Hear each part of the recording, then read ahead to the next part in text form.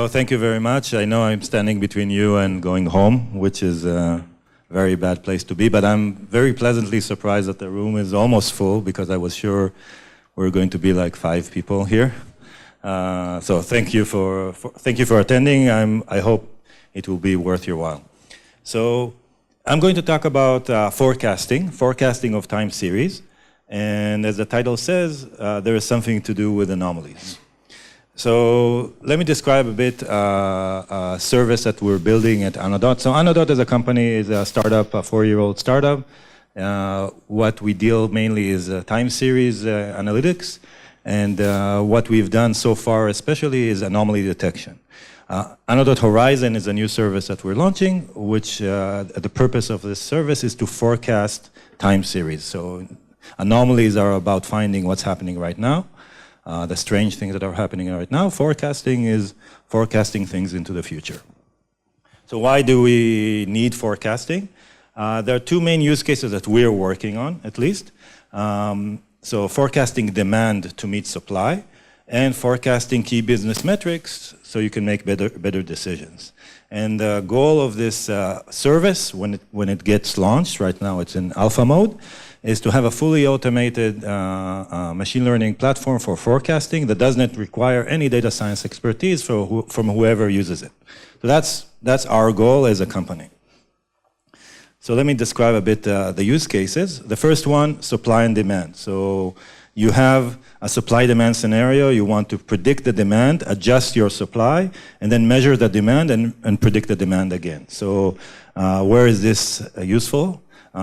E-commerce or retail, obviously. So if you can predict the sale of a product, you can ensure you have sufficient supply to meet the demand. And you have enough inventory.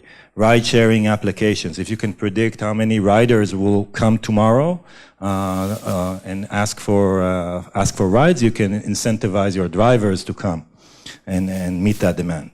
Fintech, if you're dealing with payments and you have accounts, you want to make sure you have enough balances in the accounts to meet the future payments that will come. Customer support. If I know how many support calls I'm going to get in a week, I know how many people I'm going to need in my shifts. And the list goes on and on, obviously. The horizon of such use cases are typically hours to days. So 7 days into the future, 14 days into the future, or a few hours ahead. The other types of use cases are, a lot of companies need them. Financial outlook and planning. So I have my key business performance indicators, my revenue, number of users that I converge, and so on. And based on them, I am going to know what's going to happen with my business. I can adjust my plans, my budget, and again, this cycle goes on. Companies do this a lot with Excel, but with more and more data available, you can do it a lot more accurately and make better planning. So again, planning your revenue, planning your conversion if you're a SaaS service that has freemium and premium users. Churn, predicting how much churn I'm going to get. That also helps me with planning. And spend, how much am I spending on acquiring customers. The horizon in these use cases is typically weeks to months and sometimes years, but at least for the use cases we see, it's typically weeks to months. So the idea is to give you forecasting in a few simple steps, and let me actually demo our alpha version. So this is all a precursor to the reason we're here is how do we actually do the forecast. So this is the alpha version of the Horizon tool. Basically to create, you can't see it? So to get a new forecast, basically all I have to do is create a new forecast job. What I really have to say is how much into the future do I want to forecast something. Let's say I want to forecast something for 30 days. I say what do I want to forecast. I'm going to choose here data that relates to sales. So I set my my timestamp column. I set my target. In this case, I want to predict my sales in US dollars, but I could predict other things as well. And if I have something that splits the data into multiple time series, like product category, I can choose that. And there's an optional to add supporting columns, so any other features that I think can be relevant. So this tool doesn't prepare the data for this prediction task. It assumes the data is already in tabular form, but once it's there, you can do these. You can add also events. So events could be weather, holidays, anything you think can be relevant to help in the prediction. And that's basically it. Once you do this, you run play, and it runs a forecast job that will run many, many different models and produce an output that looks like this. So I already prepared an output. This is sales of a certain brand, very large brand in the US. And you can see the sales over several years. And the idea here, you see the prediction. This was done 14 days ahead into the future. You can see the prediction in the history. But then you can also see the last 14 days, which are predicted. And these spikes here that you see here are actually based on events, Thanksgiving, and you can guess what this one is. These peaks are related to Thanksgiving, Cyber Monday, and Black Friday. And really these events, when you apply forecasting algorithm, you have to use them if you want to be able to predict unexpected peaks that are not really unexpected, but if you don't have the information about the events, you can't predict them. So that's the service. Now let me go back to the presentation and describe how we do it. All right, so how do we actually do a forecast? What's behind, what's under the hood in our system? So we take a lot of time series. These are the ones that were set, the ones we want to forecast. And we split them into chunks, and we use them as training sequences. So if we have 3 years of data, we would take the first 2 years and use that as a training sequence. Then if there are inputs of events and supporting measures, so other features that can help with the forecast, those are inserted as well. And then we train multiple models. So we train LSTM, deep learning, and we use grid search here for doing the training. We use Prophet, which is an open source from Facebook, that also does time series forecasting. And we have actually all our algorithms that we already built for doing anomaly detection that can be used to do forecasting as well. These are mostly linear models, linear temporal models. Some of them are slightly nonlinear, but they're not as nonlinear as deep learning. And then with these temporal models, we run all of them, we choose the best one, and then we have a model selection out of all the different algorithms that we run. And here, the model selection, today we choose the best performing one, but we're also going to use ensemble models to use all of them in sequence as well. So that's a very straightforward way of doing it. But then when we started running on real data, and this is real data of taxi rides taken in New York City, we noticed strange things. So you can see the actual measurement is the not blue line, I think it's green. And you can see the anomalies that happen there. These are real anomalies that happen in the data. And what happens to the predictor when these anomalies appear is you get bad prediction after the anomalies because the anomaly affects the predictions that happens next. So in both cases, you can see that the predicted value went down after the drop, the anomalous drop in the number of rides that happened in those 2 days, while the actual values went back to normal, went back to their previous state. So if there wasn't the anomaly there, the predicted value would actually be good, but because there was an anomaly, the predicted value went down in both of these anomalies. So we tried a few synthetic data cases to see, do these anomalies really affect the data as badly as we think? So this is another example. Here we actually created synthetic data and added a few anomalies in the data itself. These anomalies were more significant in the sense that they lasted for longer. And you can see here that the predicted values really went bad after a few cycles after these anomalies in both cases. They really lost it. In the case when there were no anomalies, the predicted values were really accurate. So, and this is with the LSTM model.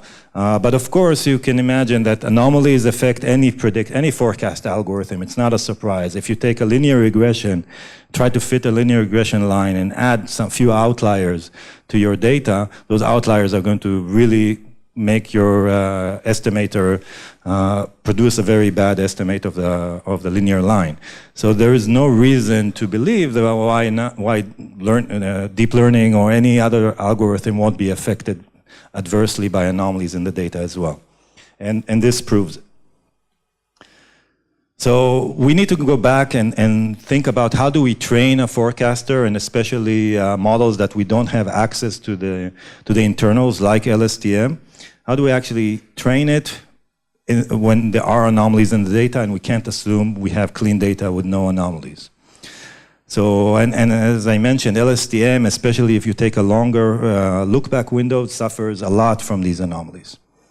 So what do? We actually, because we know how to discover anomalies, we have algorithms for that, we discover them, and then we're going to use the information about where there were anomalies to fix the data, and then do the training. So let me talk a little bit, 2 slides about how do we discover anomalies. So this is an example of a KPI from a customer that has the solid line is the actual data, and the shaded area is what the anomaly detection models actually learn, the normal models learn. And all these gray regions are anomalies in the data that happen. So to get to this normal baseline, it takes, it's not that simple. Actually, the amount of algorithms you need to do that robustly is quite large. So just to give you a sense of complexities around it, around finding anomalies in time series. So these are example time series that we see in our system. The top left, what we call smooth, are what people are usually thinking about when they think about time series anomaly detection. These are regularly sampled data that tend to have some regular behavior to them. They're almost stationary or could be made to be stationary. But those account for about 40% of the time series we see from a lot of companies. The other types are irregularly sampled data. That happens quite a lot. Multimodal data, sparse data, discrete data, stepwise data. So finding anomalies in all these different types of data requires different types of algorithms if you want to be robust. And again, if we want to forecast, and we're going to rely on finding the anomalies in the data so the forecasting can be better, it's critical that we do it robustly and accurately. So some of the things that you have to think about when creating anomaly detection is what type of signals do I have? What distributions do I need to account for those types of signals? Does it have a seasonal pattern or not? So you have to detect those seasonal patterns. And what type of seasonal patterns? And you have to have an adaptive system. So especially when measuring digital businesses or anything, any system that is changing and not staying still, as opposed to, let's say, an engine or some factory machine that doesn't change for many years, you have to have algorithms that will keep adapting to new behaviors. So this type of anomaly system, I mean, today, at least for Anadot, we deliver it to quite a bit of customers, including some in Israel and a lot outside of Israel. So it works. We're very confident that it works for finding anomalies. Now the question is, can it help for forecasting better to fix that problem that we saw? So if we revisit the procedure for training the forecasters, what we need is really some pre-processing step that will look at the sequences that we are training with and find anomalies in them, and then do something to the data to make it better. So what do we actually do? We take the training sequences, we train a normal model of behavior. We use our Anadot models for doing that. We discover all the anomalies in the data, and then we look at some additional information. Because I said there are sometimes events that come with the data, a lot of times events cause anomalies. For example, if I run a sale, I'm going to see a spike in number of purchases. If I'm running a marketing campaign, I'm going to see the same things. If there is snow, then I'm going to see a drop in number of rides. And those events typically can be are known well in advance, so you can use them during the forecast. So you don't want to discard the anomalies that happened because of an event.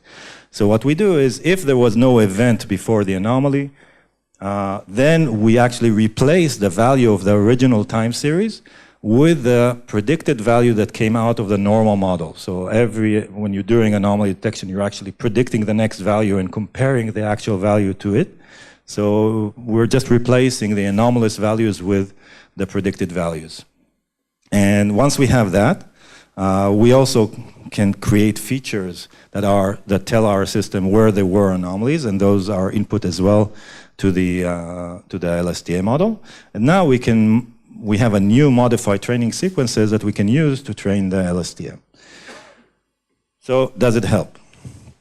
In most cases it does. We found a few cases where it didn't change much. We saw one or two cases where it made things worse, and that depends really on how robust the anomaly detection is. But in almost all the cases, we saw it help significantly. So here's the example that I showed before. If you remember, the anomaly causing these high prediction bias after the anomalies. And once you actually remove the anomalies and put in the actual data and train the same type of network with the same structure, you actually get much, much better results.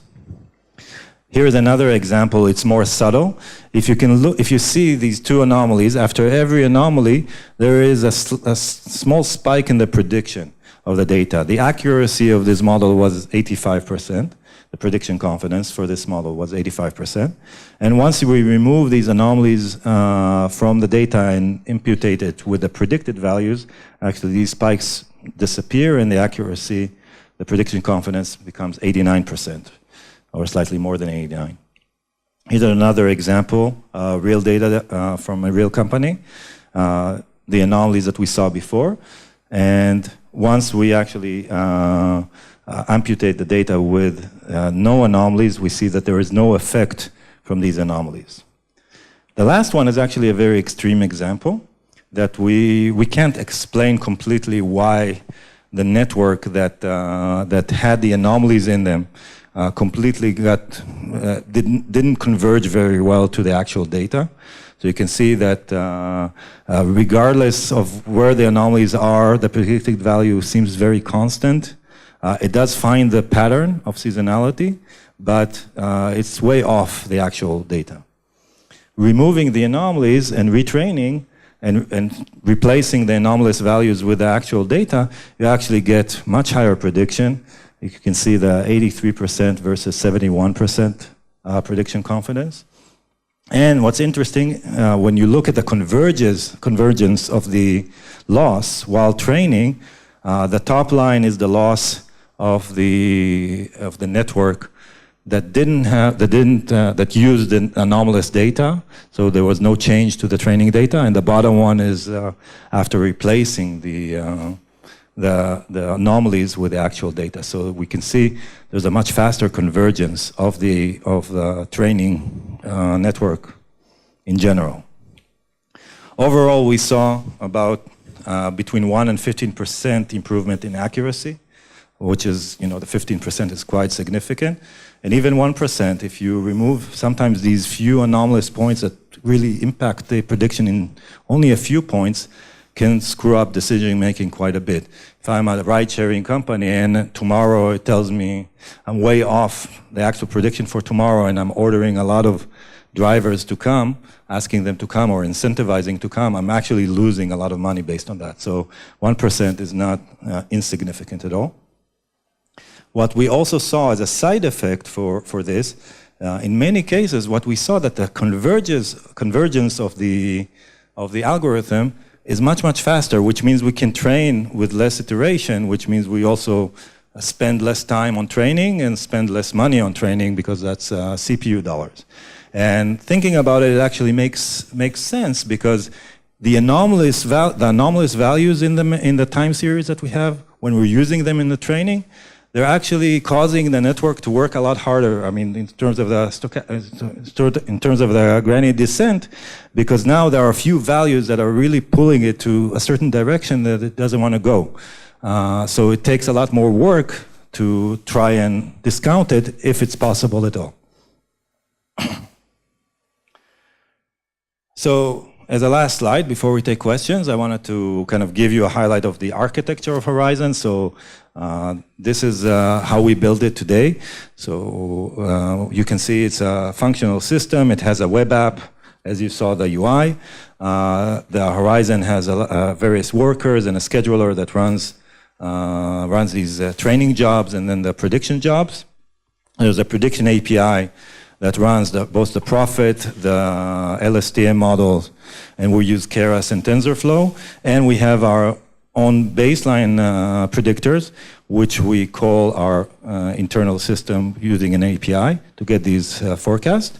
And we use a company, we use also Converge.io, which is a company that had a booth down here, for managing all the experiments. And basically, it's not experiments, it's production experiments, but managing and collecting them so we can actually choose the best model. And that saved, and they also manage spinning up machines and scaling out, which does help a lot in if you're doing a project and you want to save yourself some time of DevOps, it helps a lot with that. So, to summarize, basically we are building a forecasting service for time series.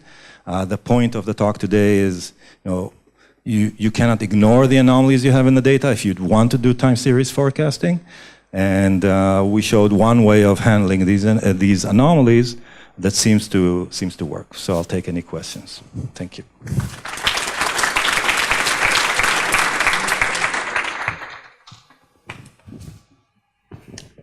I'm not an expert in time series analysis, maybe this is a dummy question, but isn't time series analysis algorithm supposed to be resistant with respect to phenomena that happens one time? Isn't supposed to focus on things that are happening recurrently? I mean, they can handle some outliers, but as you saw, if there are significant outliers, then it screws things up. I mean, it's no different than a linear regression fit.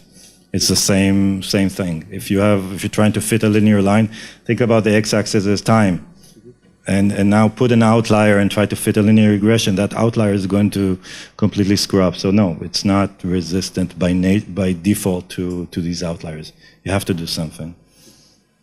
Hi. You mentioned two cases. One is where we see an event that causes an anomaly, and the second is an anomaly that is not caused by a specific event.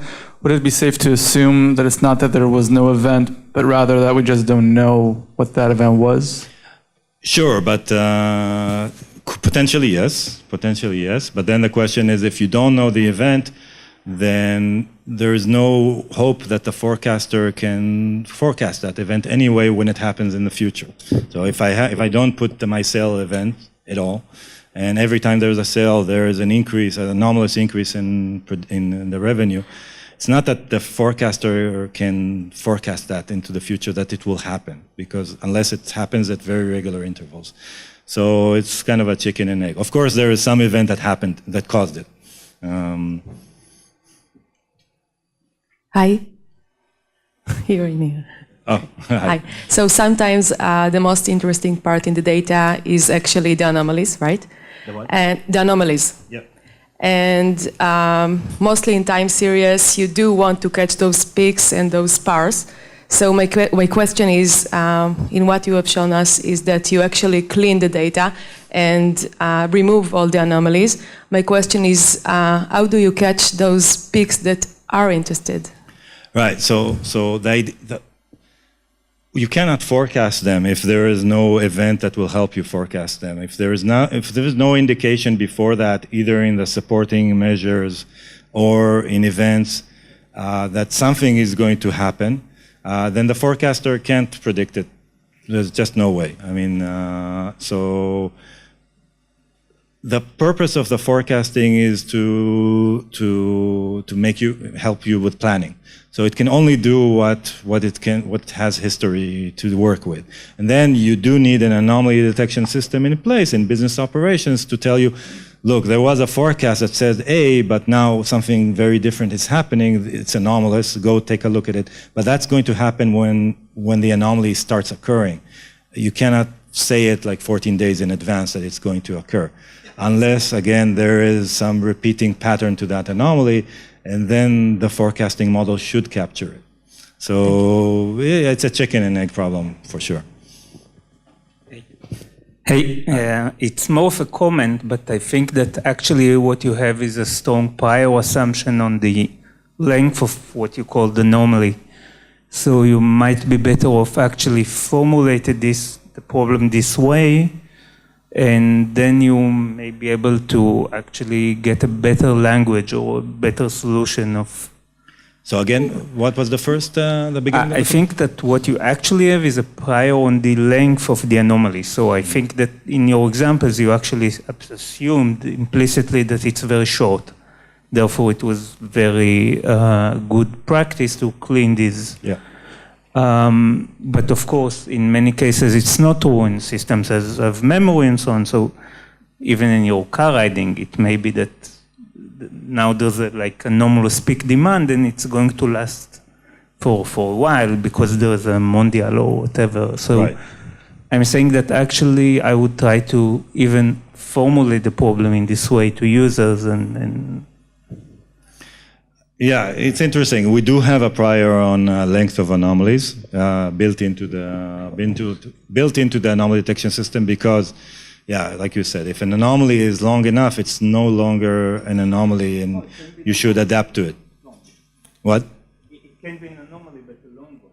Yeah, so we have some mechanisms for determining the length of an anomaly, but you're right, there is some prior on how long can it be, and we can talk later, and it sounds like an interesting idea to incorporate the length of the anomaly, or something about the length of the anomaly as well.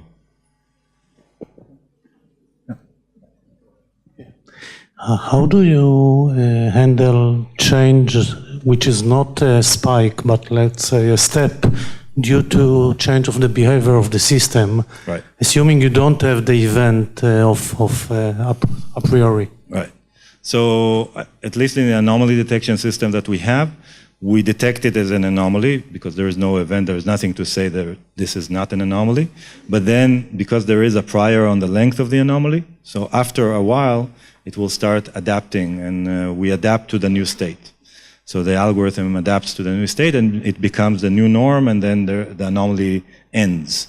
So even in such cases, let's say we use that for the forecasting, it might clean the beginning part of the anomaly, but then after it adapts, we don't clean, it's not an anomaly anymore. We do have another mechanism that classifies anomalies to what we call transient or pattern change. So a pattern change is like your example.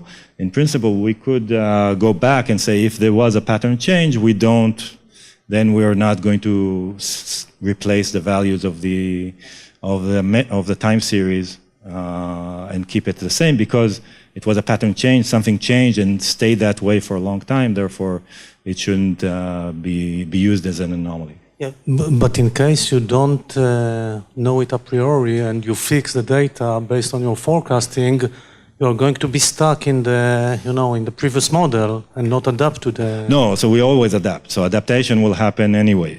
Adaptation will happen. The question is, do we replace the values?